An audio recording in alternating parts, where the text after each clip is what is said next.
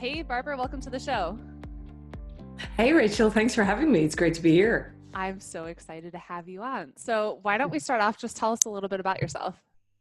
Sure. So, where do I start? Well, I live in Sydney, Australia, but I'm originally from Ireland. So, some people don't wouldn't pick that up from my accent.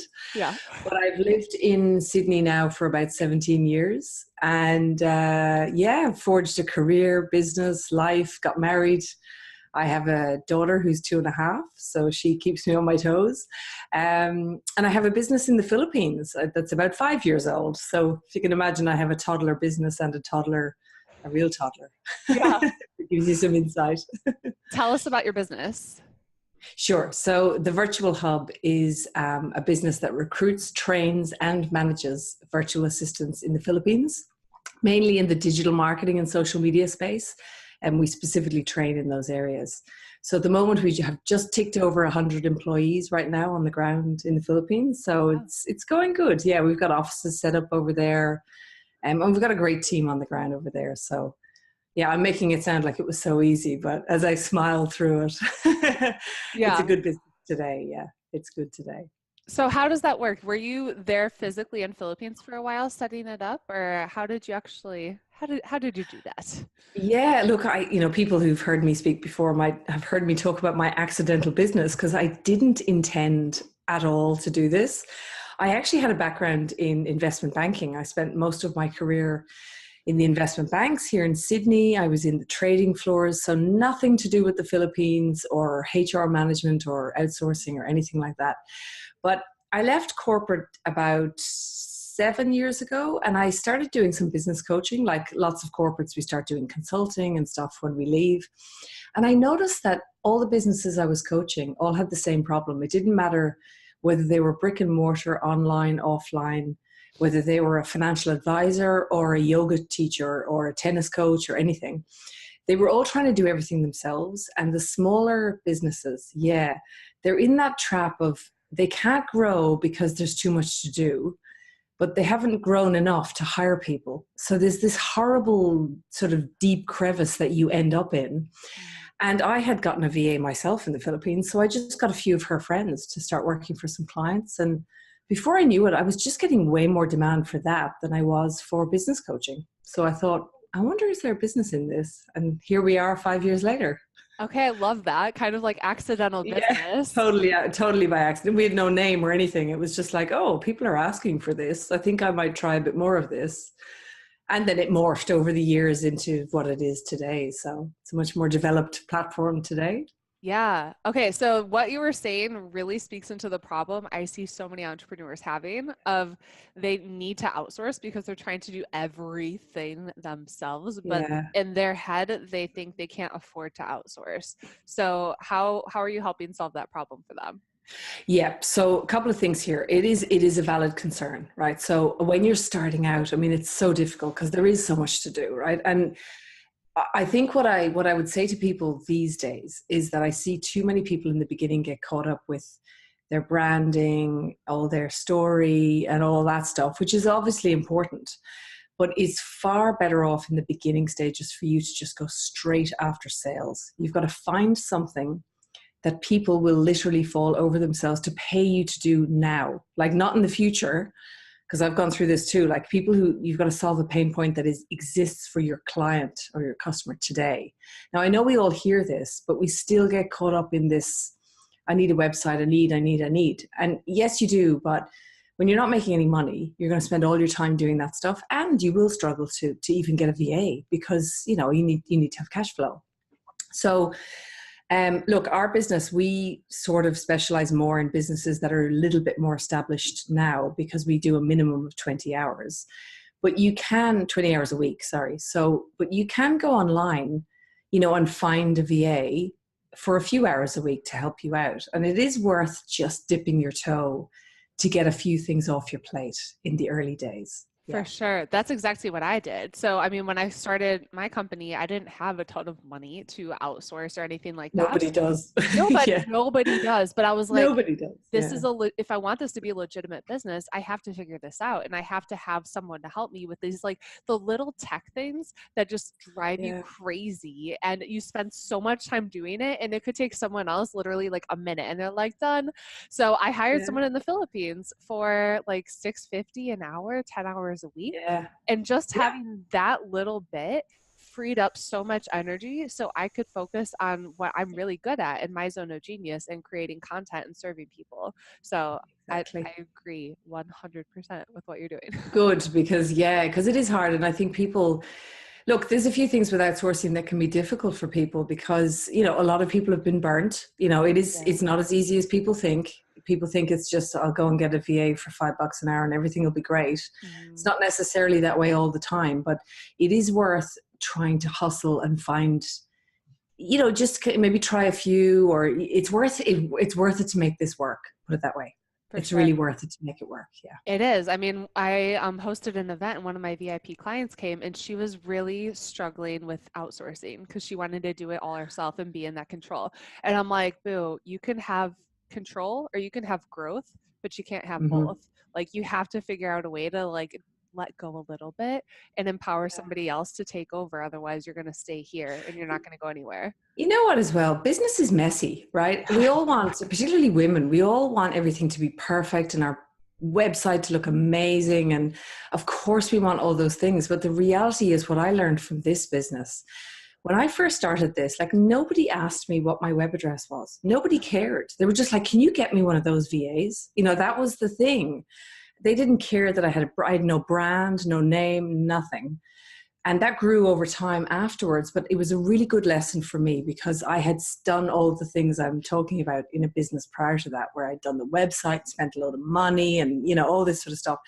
And today I'm just like, the most successful businesses just go out and sell something and then figure it out later and build as you go. And, people will forget the crappy brand you had in the beginning anyway. It'll be rubbish in the beginning. Yeah. Okay, so everyone listening, write that down. Just sell something and then figure it out as you go. Because that literally is what successful entrepreneurs do. You don't have like all of the answers all of the time. It's just taking messy action is something I talk about all the time. You have to if you want to Messy grow. action. Yes. I mean, if I was to look at the website I have today, when I was starting out, I probably wouldn't do it because I'd be like, oh, look at them. They've got all this content and yeah, of course we have that, but I've been, hustling hard for 5 years at this thing, in the beginning, like I said, we had nothing. And then I had a landing page for about 6 months before, because we were so busy, right? Trying to fulfill client needs that nobody cared about the website. So what were some of the first things that you did, the first people that you hired to really get this off the ground? Look, the first thing you definitely need is it depends on what you're doing, but I always think a good generalist VA is always good. Someone who can kind of cross different areas, because in any small business, you've got emails to be answered, you've got bookings to go on, you might have social media. So you want someone that can maybe do Canva and maybe be a bit creative, but they don't necessarily need to be a graphic designer. Someone who can handle like putting a blog up on WordPress. So a few techie skills, good generalist all-rounder online VA is a good place to start.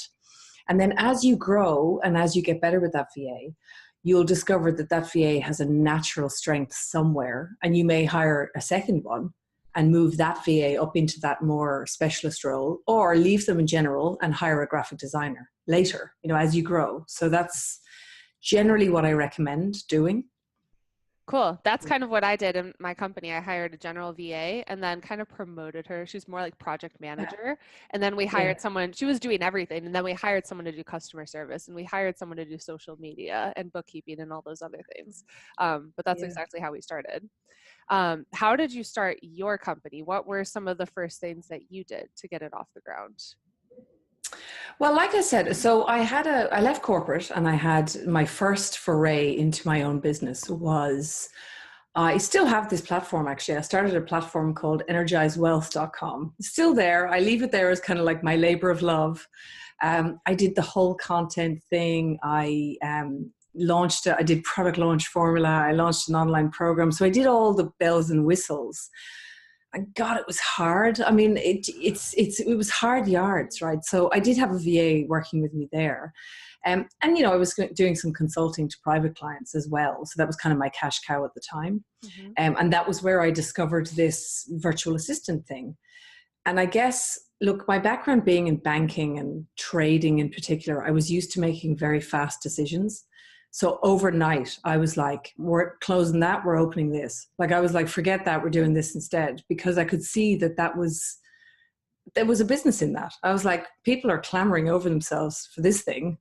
I'm going to sell this and not that. So let me stop you for a second and highlight what you just said. Successful entrepreneurs they make fast decisions. And that's exactly what you did. Okay, keep going. Absolutely. Sorry. Yeah, no, it's a really important point. And I'm glad you paused there, because people have asked me in the past, like, how do you get to the point where, you know, you were able to do that?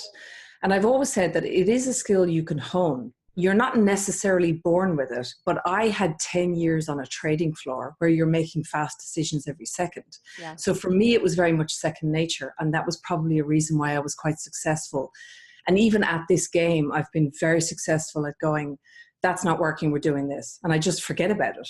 I don't get wedded to the vision, or, you know, I hear people go, but that's not my vision. I go, don't worry about that. Your vision will come back into play, but you may need to pivot over here a little bit and see what's over there, you know, and dig under things. And I think people get stuck with what they wanted to do. You know what I mean? So yeah, that fast decision making, pivoting fast is really important to do. Definitely. So when you're setting stuff up in the Philippines, you had a few friends that were there. What were some of those steps that you took to actually set up the office? Like, who did you hire? What systems did you put in place? Like, what did that look like? Yeah. So look, one of the first systems that I took on board, and I still use today, and the whole company is run off this amazing system called asana.com, which is free. We use it. Yeah. You know, yeah. I started with this free Asana. I was on the free Asana until a year ago. I only upgraded to premium a year ago, even though we had so many people, but, you know, it just became apparent we needed that. So the reason Asana is so great, particularly when you're running teams, particularly offshore teams or VAs, people try and communicate tasks via email. And that is just a disaster. I won't even get into why, but just listen to me, don't do it. Put something on Asana, and it helps you to organize your thoughts and organize your task lists, and then to have communication flow per task with your VA. It's a very simple tool. Would recommend anyone do it. So I started off doing that. And then as I was helping VAs into businesses for clients, I noticed that clients didn't know how to do this. And I was like, I thought everyone knew how to do this. So I quickly kind of pivoted actually from just recruiting VAs into helping clients to understand how to delegate more effectively. And I built a small training program purely showing them how to use Asana and LastPass and those kinds of little tools. Yeah. So, you know, it kind of morphed. The business developed slowly by me getting feedback from clients, and then later from the actual VAs that became employees, of their experience of clients and the client's experience of the VAs. And now the company today very much focuses on success between the two. Okay. But that's taken a long time to build, and it's just incremental. Again, like I said, this is not working, let's do this instead, and just being very nimble. So Asana definitely, and creating your task lists. So for example, your recurring task list. What are all the tasks that keep the engine of your business moving on a daily, weekly, monthly basis? Those are different from project tasks. So you've got your recurring tasks and your project tasks, and those are the ones you start to delegate slowly. So I'm hoping that's kind of answering the question for you, but like there's, you know, so much more to it today, but that's a great place to start. Asana is amazing, and that's definitely a great place to start. What are some of the things you see entrepreneurs needing to delegate and get off of their plate first? Social media is a massive one. It's like a sock. Social media is great, but some people are very precious about their social media profiles, and I know why, because they're influencers and stuff like that, and it is important to have your presence right and your brand and all that on social media. But it's also important to remember that sometimes having a presence is better than just getting frozen and doing nothing. Yeah. And we spend ages tinkering with Canva and like figuring out what fonts we like and all this stuff, when really that a VA can do a lot of that promotion of your content.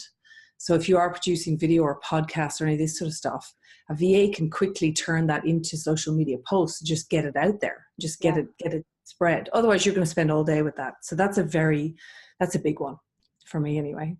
Definitely. I mean, we have someone doing social media on our team, and it's crazy to think I used to do all of that myself. And Yeah, I know. looking at everything that she's doing, I'm like, oh dear God, it's awesome to have that freedom now. I think as well, you've got to start getting comfortable with things not being perfect, like we said before. So if it's 80% good, you can tweak it yourself, spend a few minutes tweaking something. It's better than doing it all yourself, and if you've got very little money to pay an agency or pay like a big social media strategist, well, isn't it okay if you spend an hour a week tweaking something rather than creating the whole thing? So that's what VAs are great for, Yes. What do you think, what do you see as being the number one mistake that entrepreneurs are making when they're hiring somebody?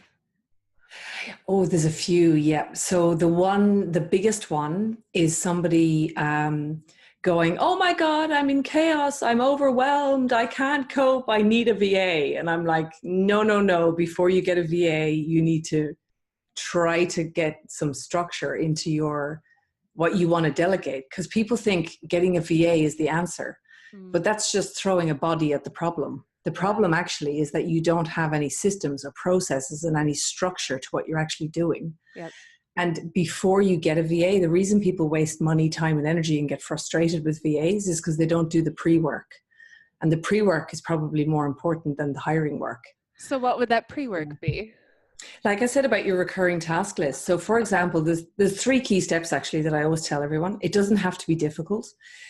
Set up something like Asana, and then go through every business, regardless of how small it is, right, has departments. You've got your invoicing, you've got your bookings, you've got your website, social media marketing, whatever, all the different little departments that there is. And then you've got to list down within each little department, what are the recurring tasks that have to happen on a daily, weekly, monthly basis, continuously, to keep this thing going. List them all down. And then you need, how are those things done in your business the way you like them to be done? You have to have a sort of a process. Now, some VAs can help you to build that process, but again, it's your business. So you have your own flavor you want to put on it. So it's good to at least have that much done before you hire a VA. And then you've got to onboard that person and communicate with that person effectively so that you get the results that you're looking for and you can work together. So it's these 3 things of tech tools, proper task lists and process mapping and proper communication and meeting rhythm. So don't just throw a task list and come back in a month and be like, so how'd you go? And that people do that, right? They do. So yeah, those are the early stage tips. How would you properly onboard somebody? The first step with onboarding somebody, even if they're just with you for a few hours, it's really, really, really important for them to understand what it is you're trying to achieve. Even if they've got nothing to do with what you're trying to achieve, they're only doing a few tasks for you. The reason you want to do that, it's like a psychological thing. When people see the bigger picture, they understand why the small things matter and why there's attention to detail that really matters to you. The second thing I always think is good to share is your style. So for example, are you the type of person that's available all day and you would prefer to deal with problems that your VA or questions your VA might have ongoingly? I'm sort of like that because the nature of the work that I do, I'm around. I don't deal with clients or anything like that. So I'm there. But other people that might be coaches, for example, they might be on coaching calls all day. The last thing they want is a VA pinging them on Skype every 10 minutes with a new question. So, but establishing that together actually is really important, because how would the VA know what your style is or what's going to annoy you if you don't tell them? Yeah. And you can become frustrated because your VA's got a different style to you and you guys haven't sorted this out beforehand. So I see a lot of relationships break down, and that's not even anything to do with the work. So those things first, and then after that, you've got to take them through your task list, what you actually want them to do, their role, each of the tasks, and preferably you need a process or a bit of training on each task that you want done. And you've got to allow them time to then go through your training, or to train by doing, could be just doing and getting feedback. But don't expect like on day 3, some people go, after a week, they're like, it's just not working. This isn't working for me. And I go, well, you haven't really given it any energy or time. So it's really important to do those things. That's the beginnings of onboarding. Yeah, very, very important. Can you talk about like culturally how we could work with somebody that's in the Philippines? Because it is a different culture and there are differences, obviously. So what are some things we should be aware of? Yep. So the number one thing is that it is culturally, it is quite a yes culture. And especially in the beginning of a relationship, you will not have a candid relationship with most people in the Philippines. You will not see the real overwhelm. You won't really know how they really feel. You won't know if they understand the words you used, the jargon you used. They'll just say yes. And they'll go away and run away and try and figure it out for themselves, which is an amazing trait to have. Yeah. But it leads to confusion, mistakes, frustration, all of these things. So you've got to kind of accept that in the beginning and then work with your VA from day one to ensure that they understand that their voice matters to you, that you want to hear their opinion. Now, that's not, even if you say it, it's not going to happen on day one, but you've got to kind of infiltrate your relationship with that and give them permission to speak, permission to say, like, if they're afraid to say to you, I don't know how to do that, because you might fire them. So, there's this just understanding the psyche of them, that they're afraid to say no because they might get fired. Right. There's a lot of unemployment there. There's a lot of problems like that. So just understanding that dynamic and working on that relationship is very important in the beginning. The other thing is, I think, to, like I said, allow people permission to try and fail, right? So, and again, it takes time, but allowing people the space, time, etc., to learn your style, your business. And if they make a mistake, to go, yeah, I could see where you were going there with that, but yeah, that's great that you were doing that, but why don't we try it this way? And just be a bit, you've got to work on that relationship a little bit. For sure. I think that's definitely something to be aware of. And I know for me, when I first started working with my VA in the Philippines, I was like, why did he say he could do it if he doesn't know how? And then obviously, like, I live in another country and I've worked with other cultures, and I was like, okay, there's something going on here that I just don't know yet. And after working with him for almost like 7 years now or something crazy, like, we get each other, and it's worth taking that time to figure each other out, for sure. Yeah. And I think it's just accepting that that's the culture too. And, you can also talk openly about it, and, but they're not that open in the beginning. So it's going to take you time. Yeah. So one of the things that you've said is systematize, delegate, evolve, and refine continuously. Can you explain what you mean by that? So I lost you there for 1 second, but I think you said you're talking about refine, evolve. Yeah. So, you've got to continuously systemize. So what I mean by that, we talked about creating your recurring task list and your processes attached to those tasks. What you'll find as you grow, as your VA grows, as your business grows, as things change, as dynamics in your clients and the market change, your processes will need to evolve. They're sort of living, breathing things, and they're not set and forget. And you'll find that over time they'll get tired and you'll have to revisit them. So it's recognizing that your processes need to move with you. So you need to systemize up, delegate them out, but then get feedback from your VA around how that process is going. You've got to figure out how you're going to look at reporting around, is this working? Because sometimes it works for a while and then it doesn't work anymore, especially with social media. Evolve and refine. Like, when I look at the processes I have now compared to what I had 4 years ago, and where I want to go with our processes, I go, wow, it's like as I've grown as an entrepreneur, my processes and my delegation and my strategies have grown too. And it's being committed to that every day means that you will build a scalable, saleable, highly valuable asset and not just a job. That's essentially what you have to do. I mean, look, the whole thing of running a business, right? So people get caught up in the vision and what they want to do. At the end of the day, building a company involves what I just said. It's systemizing, delegating, refining, doing it again, finding the market, all that sort of thing. That's what it is to build a company, not necessarily to be a naturopath or to be a yoga teacher, or, that's part of it. But the building of a business is a skill all by itself. Definitely. It sure Yeah, is. which we all learned the hard way. We're Yes. like, oh, this is hard. Yeah, for sure. Yeah, yeah. How have you built such a big business, and how do you build a big business without being in the business all the time? Because you've been able to like Yes. take time off and have some of that freedom. Yes. So an unflinching commitment to process, like everything I'm talking about. I feel like I'm a broken record, but it's like process up everything and delegate that effectively. Now that sounds like you're going to be a micromanager, Mm, but actually it's not. It's just active management. You're creating a structure where people can be flexible within the structure. So you say to your people you're delegating to, here's the process. I want you to come back to me and let me know how that process is going and where you see holes, and where, they suggest changes to processes themselves. yeah. So that's number one. And then basically you've got to get to a point where really ask yourself, if I'm going to build this company or a business, what part of it do I really need to be doing? Mm, Actually, none of it. I need to be the one who's the conductor of the orchestra. yeah.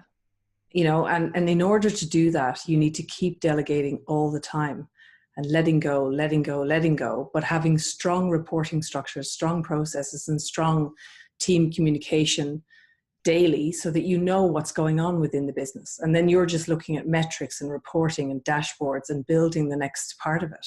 So I've been very good at that, but I had a background, I guess, as I said, in that investment banking arena. So I always was committed to that, Yeah. and to my own freedom. Freedom is my highest value. So Totally. I'm with you. yeah, I knew I wanted to be a mom. I know there's things I want to do with my life. And I do believe that you can build an amazing company that changes lives and has mission and vision and everything without having to destroy yourself and do everything yourself. How do you balance between being a mom and being a driven entrepreneur? Yeah, that's hard. There are days when I'm being full-time mom and I think almost feel that sense of guilt of not loving it as much as I should. I prefer to be at a conference. Like there's days I do love it, but it's hard, right? 2.5-year-olds, as you know. Yeah, I'm like, especially when they're two, it's hard. Yes. It's so demanding. And I think, I look at Facebook and see friends of mine off at amazing TED conference, TEDx things. And there I am at home, like, trying to make pasta and have, cheese puffs all over the floor or whatever, you know what I mean?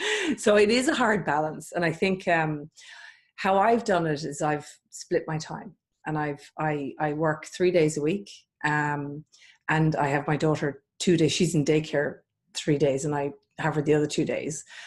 But then I still manage to get a bit of work in here and there on those days. And I've got a great team. So it is hard though. Yeah, it's hard to balance it.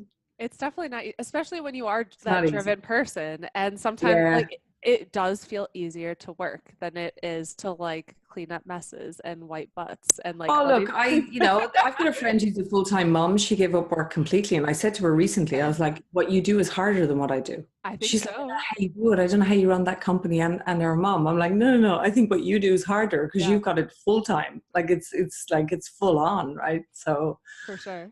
yeah, so hats off to all the women out there doing it. It's tough. It is. What's Mm. the best book that you've read?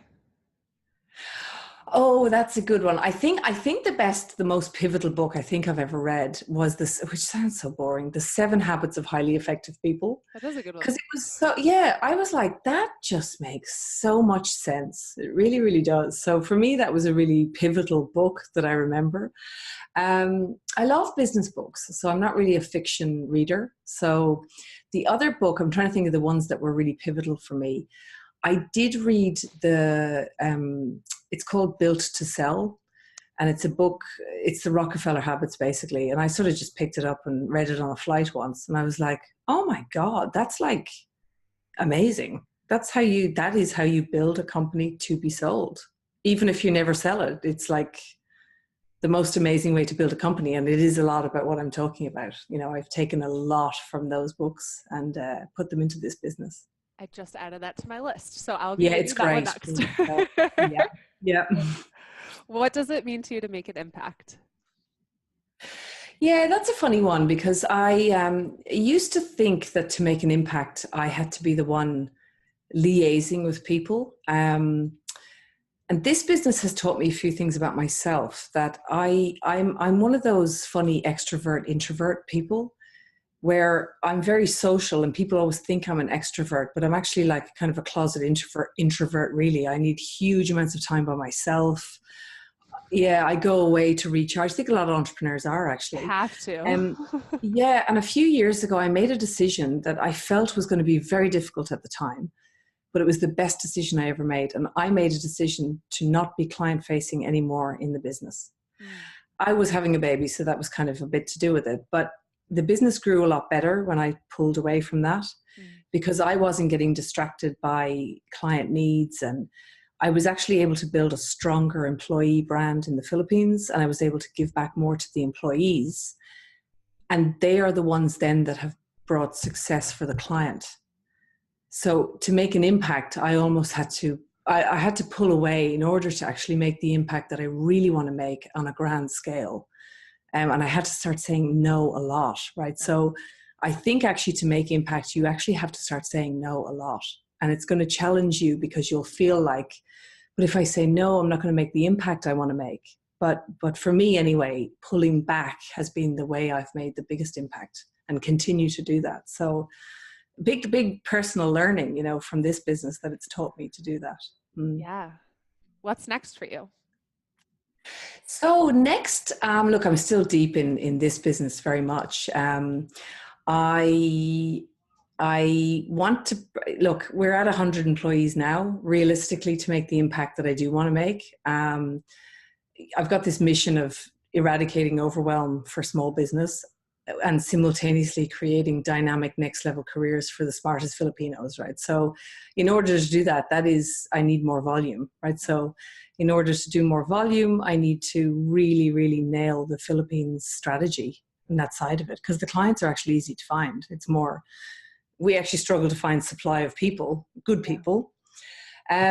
So for me, I sort of have this vision of, I want to fit out our own office space with our branding and everything. I want to have like this amazing, like the Google of virtual assistants type office. I don't know if I'll ever get there, but I have this kind of idea for, you know, like idea lab rooms and collaboration rooms and things like that for the people. I think that'd be really cool to maybe have like 500 people in something like that. That would be, yeah, I'd like that. And I know that excites the people that are working for us, because they're doing exciting work with our clients, you know, so it excites our clients too. So yeah, that's the next stage. And after that, I don't know, who knows? I might write a book one day. Oh, you should. Yes.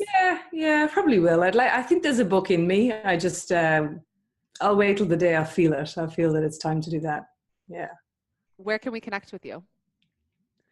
So the best place to find out more about even me and what we do at the Virtual Hub is, if you go to, we've got a special link for you guys that have got some special gifts. It's thevirtualhub.com/she's making an impact.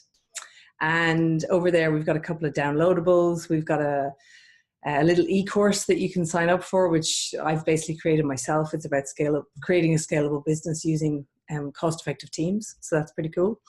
And also I share a lot of my content and stuff on LinkedIn. That's mainly where I hang out personally. So you can just look me up, Barbara Turley, on LinkedIn. Awesome. Well, thank you so much for sharing all of your tips, your advice, your wisdom with us. We really appreciate it. Thanks for having me. It's been great.